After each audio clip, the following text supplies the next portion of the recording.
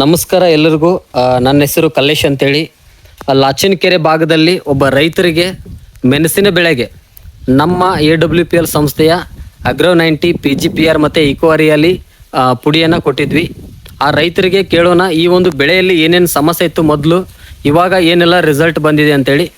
Sir ನಮಸ್ಕಾರ. ನಿಮ್ಮ ಹೆಸರು ಸರ? ಚೆನ್ನಪ್ಪ ರೀ. ಊರು ಯಾವ್ದು ಸರ್ ಇದು? ಲಾಚನಕೆರೆ. ಓಕೆ. ನಿಮ್ಮ ಮೆಣಸಿನ ಬೆಳೆಗೆ ಏನಾಗಿದೆ ಸರ್ ಮೊದಲು? Yes sir. ಓಕೆ.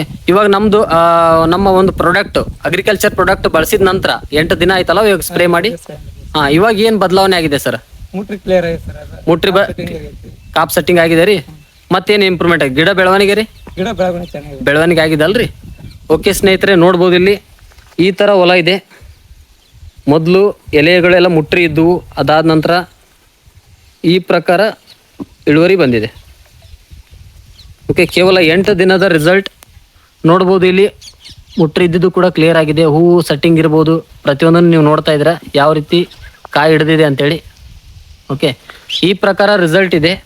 ಹಾಗಾಗಿ ಪ್ರತಿಯೊಬ್ಬರು ಕೂಡ ಸಾವಯವ, ನಾವು ಕೊಟ್ಟಿರುವಂಥ ಎಣ್ಣೆ ಕೂಡ ಸಾವಯವ ಆರ್ಗ್ಯಾನಿಕ್ ಪ್ರಾಡಕ್ಟ್ ಅಂತ ಹೇಳಕ್ಕೆ ಇಷ್ಟಪಡ್ತೀನಿ.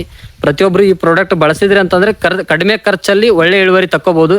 ಯಾಕಂದರೆ ಮಾರ್ಕೆಟಲ್ಲಿ ರಾಸಾಯನಿಕಗಳನ್ನು ಬಳಸ್ತಾ ಇದ್ದಾರೆ ಜನ, ಬಟ್ ರಿಸಲ್ಟ್ ಸಿಗ್ತಾ ಇಲ್ಲ ಅವ್ರು ಅನ್ಕೊಂಡಷ್ಟು. ಬಟ್ ಈ ಒಂದು ಪ್ರಾಡಕ್ಟ್ ಸಾವಯವ ಕೂಡ ಇದೆ, ಜೊತೆಗೆ ನಾವು ಅನ್ಕೊಂಡಂಥ ರಿಸಲ್ಟ್ ಬರುತ್ತೆ. ಪ್ರತಿಯೊಬ್ಬರು ಕೂಡ ಸಾವಯವ ಬಳಸಿ ಅಂತ ಹೇಳಕ್ಕೆ ಇಷ್ಟಪಡ್ತೀನಿ. ಧನ್ಯವಾದ ಎಲ್ರಿಗೂ.